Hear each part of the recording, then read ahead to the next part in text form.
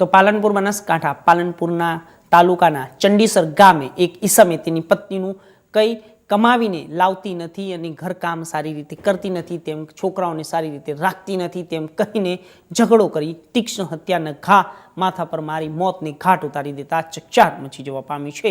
ફરિયાદના આધારે પોલીસે પતિને અટકાયત કરીને કાયદેસરની કાર્યવાહી હાથ ધરી છે।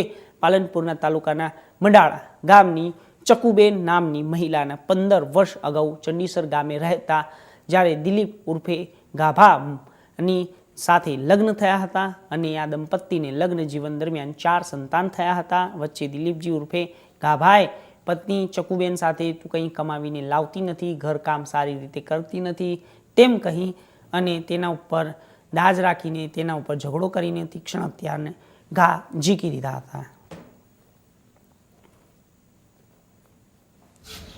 વીરભણજી સનોક ચતુરજી સગનજી પાકોદરા ઠાકોર રહેવાસી મંડાણા નાઓએ ફરિયાદ આપેલી કે પોતાની બહેન ને તેના બનેવી દ્વારા ઘર પ્રકાશના કારણે હથિયાર મારી માથાના ભાગે હથિયાર મારી મોત નિપજાવેલી જે અંગેની ફરિયાદ ગઢ પોલીસ સ્ટેશન ખાતે દાખલ થયેલી।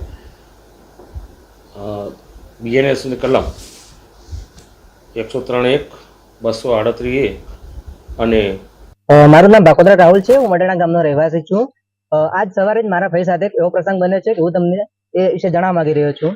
સવારે જ મારી ભાઈનો મારી પર અમીરગઢવાળી મારી ભાઈનો મારા પર ફોન આવતા મને જાણ મળી કે મારી નાની ભાઈ જે હતી ચંડીસર મુકામે એમના લગ્ન કરેલા હતા ગાલવાડિયામાં।